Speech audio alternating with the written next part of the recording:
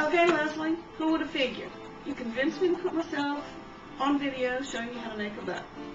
By the time you finish watching the video, you'll be able to make a bow just like this, except larger if you need to, but you can put on the top of your tree, or you can put on the top of the package. So we're going to get started, and then you'll know how to do it. First thing you need to do is determine how long you want the tail to be on the bow. And really, if you're not sure, it's better to go ahead and just make it long. You can always trim it off. All you're doing is taking a loop, a section of ribbon, fold it in half, you pinch it, and put a pipe cleaner around it. I'm going to come back to that later. You can see I have a little short one. I'm using the nice wired ribbon, so it is easy to work with. I also cheated a little bit. I knew roughly how much ribbon I would need, so I've already got it kind of cut, so we don't have to be dealing with the roll. This ribbon is pretty much the same on both sides, so it's not really a big deal. You're going to kind of figure in your head how wide you want the bow to be. Then you're going to make your first loop to be half of that width. So I've got my bow set. I'm going to come right here and make it in half.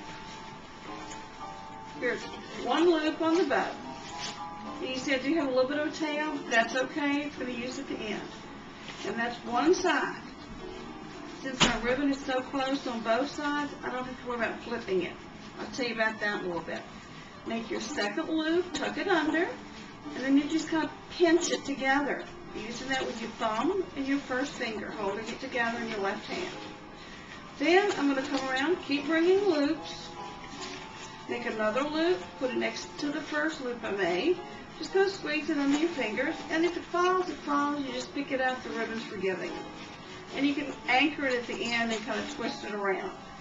I'm going to make another ribbon on the other side, and I'm going to go back and forth. And you kind of decide how big you want the bow to be, which determines how many loops. I tend to put 5 loops on each side. I was told somewhere at some point that you should have an odd number of loops. And I usually just do 5 because it makes a nice full bow. That's a personal choice on a little bitty package. Sometimes I may just make it just a little bitty one, just with 3 loops. And they're a lot smaller too. So here we go. I'm on loop number 4 on the left side. Here comes loop number 4 on the right.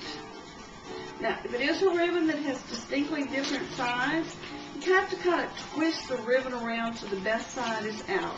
No one will be able to tell you did it because you're hiding that twist underneath. And here we are on the 5th loop. You see we just have a little stub of a tail. Again, that doesn't matter. Now, remember that tail we made at the beginning? Here we go. It's got the pipe cleaners wrapped around it. I'm going to take it, separate the pipe cleaners, put it around, kind of hold on tight, pinching with your left hand. That's the left hand free. I turn it around, and I'm going to kind of just spin it, just kind of twist it. And you're tightening that little center tail on. Doesn't look too hot right now.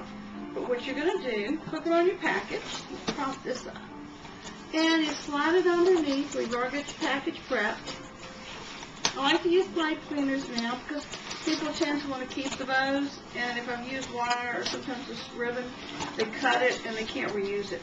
So now I've got it. It still looks a little warped on this package, but now go ahead. It's anchored, and you have room to kind of play with the loops.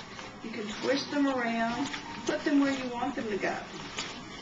So there you have it, a nice big fat bow that you can play with. See, the tail is nice and long.